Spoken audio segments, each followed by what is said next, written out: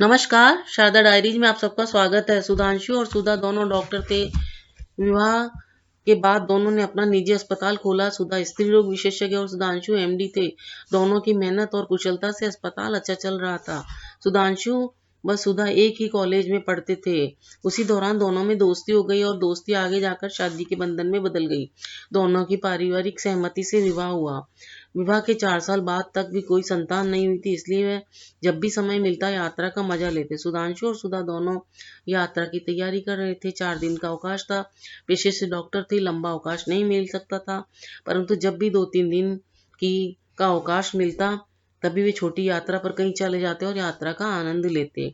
आज उनका उत्तर प्रदेश जाने का प्रोग्राम था। वहां श्री कृष्ण की जन्मभूमि के दर्शन करने की इच्छा थी, इसलिए इस बार उन्होंने मथुरा वृंदावन की यात्रा का विचार किया। यात्रा पर रवाना होने के थोड़ी देर बाद ही आकाश में बादल छाने लगे और उत्तर प्रदेश की सीमा शुरू होने से पहले ही बारिश होने लगी। कीचड़ और रास्ते में भारी यातायात में बड़ी कठिनाई होने से दोनों ने रास्ता पार किया। खाना तो उत्तर प्रदेश में जाकर ही खाने का विचार था, परंतु चाय का समय हो गया था। उत्तर प्रदेश से 30 किलोमीटर पहले एक छोटा शहर पार करने में काफी समय लगा। उस शहर से 4-5 किलोमीटर आगे निकले तभी सड़क के किनारे एक छोटा सा मकान दिखाई दिया, जिसके आगे कुछ वेफर्स और नमकीन के पैकेट लटक रहे थे। उन्होंने सोचा यह कोई छोटा होटल होगा। सुधांशु ने वहां पर गाड़ी रोकी। दुकान पर गए पर वहां कोई नहीं था। आवाज लगाई तो अंदर से एक महिला निकल कर आई और उसने पूछा, क्या चाहिए साहब? सुधांशु ने 2 पैकेट वेफर्स के लिए और बोला, बहन 2 कप चाय बना देना, थोड़ी जल्दी बना देना, हमको दूर जाना है, उस पर अंधेरा भी होने वाला है। पैकेट लेकर वे दोनों गाड़ी में आ गए। सुधांशु और सुधा दोनों ने वेफर्स का नाश्ता किया। चाय अभी तक नहीं आई थी। दोनों गाड़ी से निकलकर दुकान में लगी कुर्सियों पर बैठ गए। सुधांशु ने फिर आवाज लगाई। थोड़ी देर में वह महिला अंदर से आई और बोली, साहब बाड़े में तुलसी लेने गई थी, तुलसी के पत्ते लाने में देर हो गई। अब चाय बन रही है। थोड़ी देर में एक प्लेट में 2 मैले से कप में वह गर्मा गर्म चाय लेकर आई। मैले से कप देखकर सुधांशु कुछ सोच में पड़ गए और कुछ बोलना चाहते थे, तभी सुधा ने इशारे से उन्हें रोक दिया। चाय का कप उठाया तो उसमें अदरक और तुलसी की सुगंध आ रही थी। जब चाय का सिप लिया तो स्वादिष्ट सुगंधित चाय पीकर ऐसा लगा जैसे इसने स्वादिष्ट चाय कभी पी ही नहीं थी। चाय पीकर उनके मन की हिचकिचाहट दूर हो गई। उन्होंने चाय पीने के बाद महिला से पूछा, कितने पैसे हैं?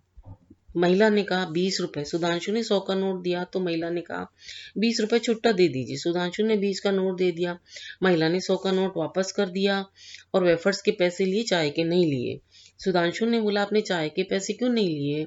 तब महिला बोली, हम चाय नहीं बेचते, ये होटल नहीं है, फिर भी आपने हमारे लिए चाय क्यों बना दी? सुधांशु बोला, साहब आप हमारे अतिथि बनकर आए थे, आपने चाय मांगी, घर में दूध भी नहीं था, परंतु मना कैसे करते?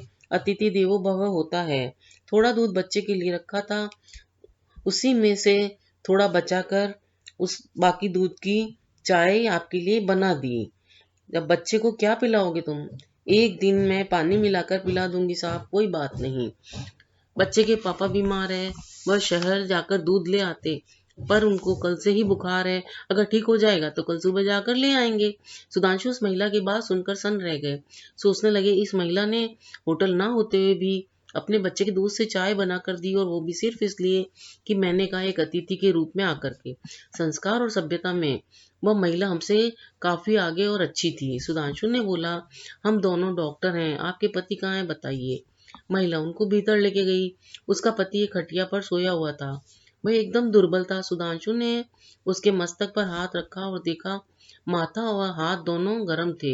सुधांशु गाड़ी में से अपना दवाई का बैग लेकर आए और 2-3 अलग अलग टैबलेट निकाल कर खिलाई। सुधांशु ने कहा, इन गोलियों से ये पूरी तरह ठीक नहीं होंगे, मैं शहर जाकर इंजेक्शन और अन्य दवाइयां लेकर आता हूँ। सुधा वहीं रुकी रही और उस मरीज के पास बैठी रही।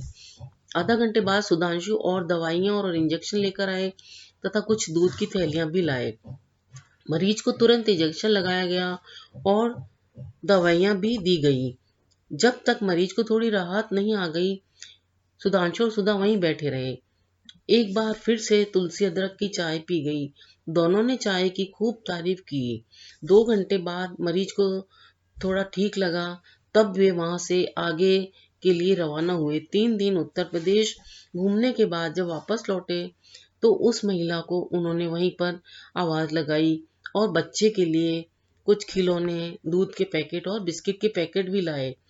फिर से चाय बनी। सुधांशु ने अपना एड्रेस कार्ड भी उनको दिया और अपनेपन से बोला, आप जब भी शहर आए हमसे जरूर मिले। वहां से वे दोनों अब अपने शहर लौट आए। उस महिला से सुधांशु ने एक सीख ली और अपने अस्पताल में आने के तुरंत बाद रिसेप्शन पर बैठे व्यक्ति से कहा, आगे से जो भी गरीब मरी जाए उससे आप फीस नहीं लोगे। यह मालूम पड़ने पर एसोसिएशन के अध्यक्ष भी वहां आए और उन्होंने सुधांशु को पूछा, आप ऐसा क्यों कर रहे हैं? सुधांशु ने महिला की सभ्यता और संस्कारों की बात बताते हुए कहा, मैं MBBS और MD गोल्ड मेडलिस्ट बना, लेकिन संस्कार और सभ्यता अतिथि सेवा में महिला मुझसे काफी आगे निकल गई। इसलिए मैं अतिथि सेवा और मानव सेवा में भी गोल्ड मेडलिस्ट बनूंगा और मैंने यह सेवा का निर्णय लिया है। एसोसिएशन के अध्यक्ष ने सुधांशु को प्रणाम किया और धन्यवाद देकर कहा कि मैं भी अब जीवन में ऐसी मानव सेवा की भावना से ही चिकित्सा कार्य करूंगा। दोनों ने अपने जीवन में इसी मानव सेवा के रास्ते पर चलने के प्रति दृढ़ संकल्प लिया और अपने उद्देश्य की पूर्ति के कार्य में लग गए। अगर आपको ये मेरा वीडियो अच्छा लगा हो तो कृपया वीडियो को लाइक, शेयर, सब्सक्राइब करना ना भूलें। साथ में बेल आइकन को दबाना भी ना भूलें। वीडियो देखने के लिए धन्यवाद।